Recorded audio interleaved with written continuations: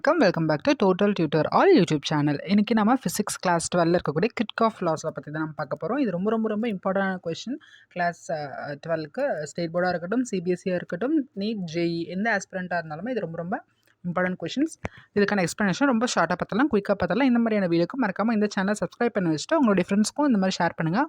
இந்த சப்ஜெக்ட் இல்லைனா உங்களுக்கு எந்த சப்ஜெக்ட்டில் டவுட் இருந்தாலும் எனக்கு கமெண்ட் பண்ணுங்கள். கண்டிப்பாக அதை கிளாரிஃபை பண்ணுறதுக்கு நான் ட்ரை பண்ணுறேன். ஓகே, இதை குயிக்காக பார்த்துடலாங்களா? ஓகே, ஃபர்ஸ்ட்லாம் என்ன சொல்கிறது statement? The algebraic sum of all current meeting at a junction is 0. அதாவது உள்ளே வரக்கூடிய கரண்ட்டும் ஜங்ஷன் ஒரு ஜங்ஷன் பாக்ஸ் இருக்குன்னா அதுக்குள்ளே வரக்கூடிய கரண்ட்டும் வெளியே போகிற கரண்ட்டும் எப்படி இருக்கும்னு சொல்கிறாங்க, ஈக்குவலாக இருக்கும். அதுதான் அங்கே ஜீரோன்னு சொல்லி ஸ்பெசிஃபை பண்ணுறாங்க. டோட்டல் கரண்ட் வந்து எப்படி இருக்குமா, 0. உள்ளே வர கரண்ட்டு ப்ளஸ் வெளியே போகிற கரண்ட் ரெண்டையும் ஆட் பண்ணால் அவங்களுக்கு 0 வரும். அதுதான் இதோட ஸ்டேட்மெண்ட்டு. எக்ஸ்ப்ளனேஷன் என்ன சொல்கிறாங்க? This is the based on law of conservation of electric charge. எதோட பேஸில் இது வந்து ஒர்க் ஆகுதுன்னா law of conservation of electric charge. ஓகேங்களா? The total current அதுதான் இங்கே சொல்லியிருக்காங்க. The total current entering a junction equals the total current leaving the junction. ஒரு ட்ரெயின் வந்து ஜங்ஷனுக்குள்ளே வருது, எவ்வளோ ட்ரெயின் உள்ள ஜங்ஷனுக்குள்ளே வருதோ அந்தளவுக்கு ட்ரெயின் வெளியே போகுது அப்படிங்கிறத ஈஸியாக நம்ம ட்ரெயினை வச்சு நம்ம புரிஞ்சுக்கலாம். இப்போ சைன் கன்வென்ஷன், இது ரொம்ப இம்பார்ட்டன்ட். சைன் கன்வென்ஷனில் கரண்ட் என்ட்ரிங் த ஜங்ஷனுங்கிறப்போ நம்ம என்ன சிம்பிள் யூஸ் பண்ணுவோம்னா பாசிட்டிவ். ஓகேங்களா? அதே தான் ட்ரெயின் உள்ளே வருது அப்படின்னா நம்ம என்ன சிம்பிள் யூஸ் பண்ணுவோம், பாசிட்டிவ்னு நம்ம வச்சுக்கோங்க. கரண்ட் லீவிங் த ஜங்ஷன், இப்போ ட்ரெயின் வெளியே போகுது அப்படிங்கிறப்ப நம்ம என்ன சிம்பிள் யூஸ் பண்ணுவோம், நெகட்டிவ் சிம்பிள் யூஸ் பண்ணுவோம். ஸோ எக்ஸாம்பிள் பாருங்கள்.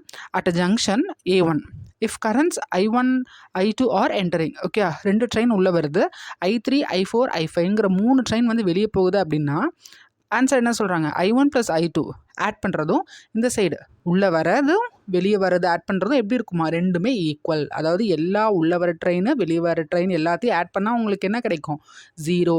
வெளியே போகிறதுக்கெலாம் நம்ம என்ன சிம்பிள் போட்டுறணும், நெகட்டிவ் சிம்பிள் போட்டுறணும். ஸோ I1 + I2 ஈக்குவல் போட்டுட்டு இங்கே எல்லாருக்கும் நெகட்டிவ் ஆன்சர் ஆப்போசிட் சைட் போச்சுன்னா பாசிட்டிவாக மாறிடும். இதுதான் ஃபர்ஸ்ட் லா. ஓகேங்களா? இப்போ செகண்ட் லா பார்க்கலாம். இந்த நோட்ஸ் வேணுங்கிறவங்க மறக்காமல் ஸ்க்ரீன்ஷாட் எடுத்துக்கோங்க.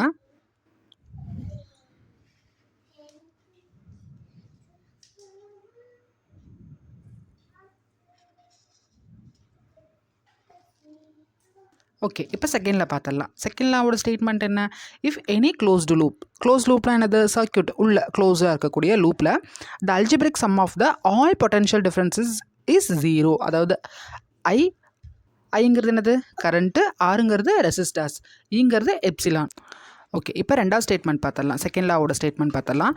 இன் any closed loop the algebraic sum of the potential differences is 0. அதாவது வோல்டேஜ், ஒரு க்ளோஸ் லூப்பில் இருக்கக்கூடிய டோட்டல் வோல்டேஜ் எவ்வளோ கெயின் ஆகுதோ அதுவும் டோட்டல் வோல்டேஜ் ட்ராப் ஆகிறது ஈக்குவலாக இருக்கும்.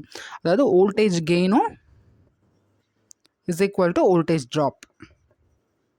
இதுதான் இதோட ஸ்டேட்மெண்ட். அதாவது summation IR + epsilon is equal to 0. ஐங்கிறது கரண்ட்டு, ஆருங்கிறது ரெசிஸ்டன், ஈங்கிறது எப்சிலான். அதோட மீனிங் பார்த்தலாம். This is the based on the law of conservation of energy. இது எந்த லா, எதை பேஸ் பண்ணி ஒர்க் ஆகுதுன்னா law of conservation of energy. அதாவது டோட்டல் எனர்ஜி கெயின், அதாவது ஃப்ரம் இஎம்எஃப் சோர்சஸ்னால் பேட்டரியிலேருந்து அந்த மாதிரி அவுட் சோர்சஸ்லேருந்து கிடைக்கக்கூடிய எனர்ஜியும் is equal to the energy loss. ரெசிஸ்டர்ஸ்லேருந்து எவ்வளோ எனர்ஜி லாஸ் ஆகுதோ அது ரெண்டும் எப்படி இருக்குங்கிறாங்க, ஈக்குவலாக இருக்குங்கிறாங்க. இது கண்டிஷன் என்ன, கண்டிப்பாக இது ஒரு க்ளோஸ்டு லூப்பாக இருக்கணும். அதாவது பேட்டரி கொடுக்குற எனர்ஜி வந்து ரெசிஸ்டர்ஸ் அப்சர்வ் பண்ணிவிடும், எந்த எனர்ஜியுமே வேஸ்ட் ஆகாது, மிஸ்ஸும் ஆகாது. அதுதான் செகண்ட் லா சொல்லுது. இதோட சைன் கன்வென்ஷன் பார்த்தீங்கன்னா +IR when moving along the direction of current. கரண்ட்டோட டைரக்ஷன்லேயே போகிறப்ப +IR போடுவோம், ஆப்போசிட் டைரக்ஷனில் போகிறப்போ -IR ப்ளஸ் எப்சிலான் எப்போ போடுவோம் அப்படின்னா from negative to positive terminal. அதாவது பேட்டரியிலேருந்து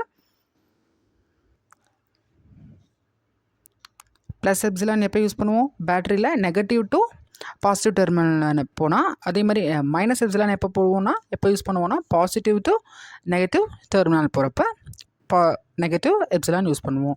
இதுதான் செகண்ட் லா. இந்த செகண்ட் லா வேணுங்கிறவங்க நீங்கள் ஸ்க்ரீன்ஷாட் எடுத்துக்கோங்க இந்த நோட்ஸை.